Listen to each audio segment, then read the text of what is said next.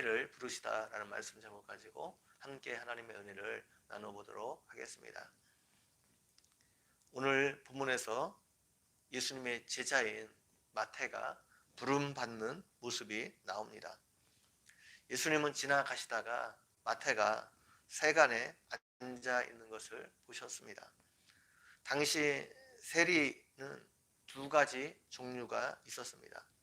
하나는 가바이라고 하여 술이나 곡식 같은 상품에 세금을 부과하는 일반적인 세리이며, 다른 하나는 미크샤라고 하여 통관물에 세금을 거두는 세리가 있었습니다.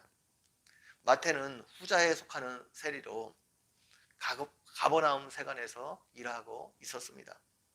가버나움은 다메섹에서 예루살렘으로 올라가기 위해 모든 사람이 반드시 거쳐야 되는 길목에 있는 아주 중요한 도시였습니다. 이곳을 통해 많은 사람과 물품이 오고 갔습니다. 마태는 여기에 세금을 매기는 일을 하고 있었습니다.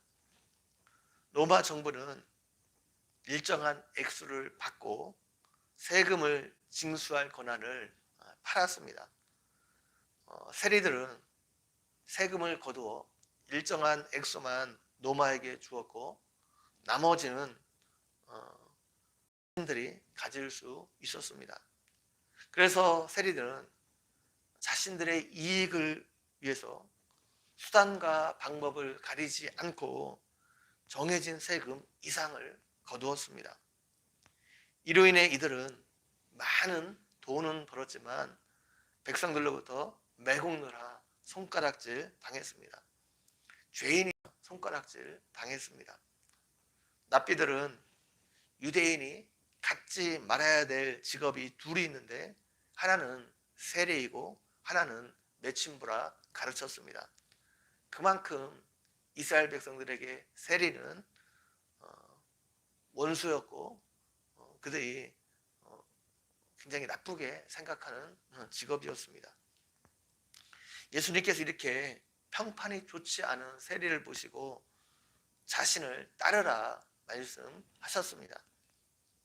이것은 예수님에게 대단히 위험이 따르는 일이었습니다. 세리 한 명을 제자로 얻는 것 때문에 대다수 백성들이 예수님으로부터 등을 돌릴 수 있는 일이었기 때문입니다. 매국노이면서 돈이 많은 세리를 제자로 삼으시는 것을 보고 예수님의 사역의 의도도 의심받을 수 있었습니다.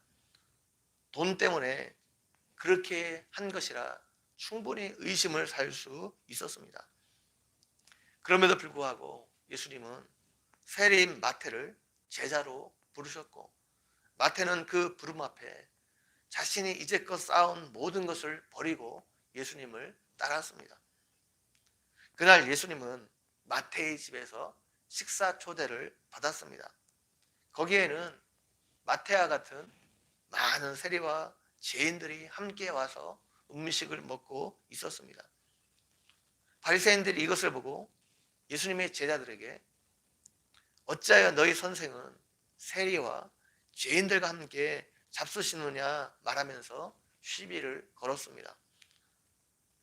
예수님이 하나님께로부터 온 분이라면 세리와 같이 경건하지 못한 사람들 멀리하고 그들과 함께하면 안 되는데, 그들과 함께 하는 것을 보니 하나님께로부터 보낸 사람이 아니라는 의미가 그들의 말 속에 담겨 있는 것입니다. 예수님께서 이것을 들으시고 건강한 자에게는 의사가 쓸데없고 병든 자에게나 쓸데있느니라 말씀하셨습니다. 이 땅에 있는 모든 사람은 죄인입니다. 모두 죄인인데 스스로를 의롭다 생각하는 사람이 있고, 또 자기 스스로를 죄인이라 생각하는 사람이 있을 따름입니다. 자신을 스스로 어렵다 생각하는 자에게는 하나님의 은혜가 임하지 않습니다. 하나님의 은혜는 자기 스스로를 죄인이라고 생각하는 사람에게 임합니다. 자신이 죄인이라는 자각이 분명하면 분명할수록 하나님의 은혜는 그 사람에게 더 선명하게 임합니다.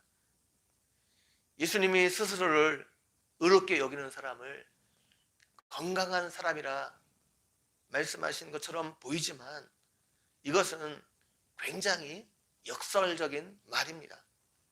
사실은 이런 사람이 스스로 죄인이라 생각하는 사람보다 영적으로는 더 심각하게 병들어 있는 사람이기 때문입니다. 예수님께서 연이어 말씀하시기를 너희는 가서 내가 긍휼을 원하고 제사를 원하지 아니하노라 하신 뜻이 무슨 뜻인지 배우라. 나는 의인을 부르러 온 것이 아니라 죄인을 부르러 왔노라 말씀하십니다. 이 말씀은 호세아 6장 6절을 인용한 말씀입니다. 제사는 오늘날 예배를 말합니다. 하나님께서 예배보다 더 원하시는 것은 다른 사람을 불쌍히 여기는 마음입니다. 다른 사람을 긍휼히 여기는 마음입니다. 이웃에게 긍휼을 베풀지 않으면서 예배를 드리고 종교적인 행위를 열심히 하는 것은 하나님을 사랑하는 증거가 아니라는 말씀입니다.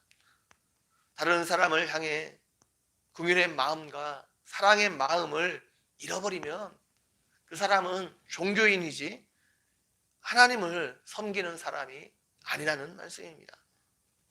바로 바리새인들이 이런 상태에 있었습니다. 열심히 예배드리고 기도하고 헌금은 드렸지만 그들 안에 다른 사람을 향한 긍휼의 마음이 없었습니다. 다른 사람을 향한 사랑의 마음이 없었습니다. 그래서 다른 사람을 정죄하고 비판하게만 했습니다. 긍휼은 어떤 사람에게 베풀어야 됩니까?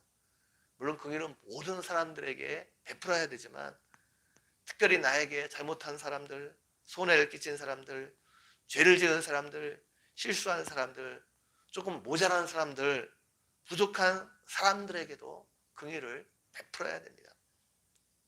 마땅히 책망받고 벌을 받아야 하지만 그들을 용서하고 그들에게도 긍휼을 베풀어야 됩니다. 우리가 구원받은 것도 우리를 향한 하나님의 긍휼의 마음이 있었기 때문입니다. 성경은 구원받은 우리가 마땅히 행해야 할 것이 긍휼이라 말하고 있습니다. 그런데 바리새인들 안에는 자신들이 죄인이라는 자각도 없었고 다른 사람을 향한 긍휼의 마음도 전혀 없었습니다. 오히려 다른 사람을 향해서 비판하고 정죄하기만 했습니다. 예수님은 어떤 사람도 차별하지 않으셨습니다. 사람들이 고상하게 생각하는 사람만 부르지 않았습니다. 사람들이 인정하고 칭찬하는 사람만 부르지 않았습니다. 사람들에게 놀림당하고 손가락질 당하고 배척당하는 사람도 부르시고 그들을 끌어안으셨습니다. 그들에게 긍휼을 베푸셨습니다. 예수님을 믿고 따르는 우리에게 예수님이 원하시는 것도 긍휼의 마음입니다. 다른 사람들에게 긍휼을 베푸는 것입니다. 이것을 기억하고 예수님처럼 다른 사람을 끌어안고 긍휼 베푸는 삶을 살아감으로 하나님께 칭찬받는 여러분 모두가 되기를 주님의 이름으로 간절히 축원드립니다. 같이 한번 기도드리겠습니다. 하나님 아버지, 오늘도 말씀을 통해서 우리에게 은혜 베풀어 주신 것 너무나 감사합니다.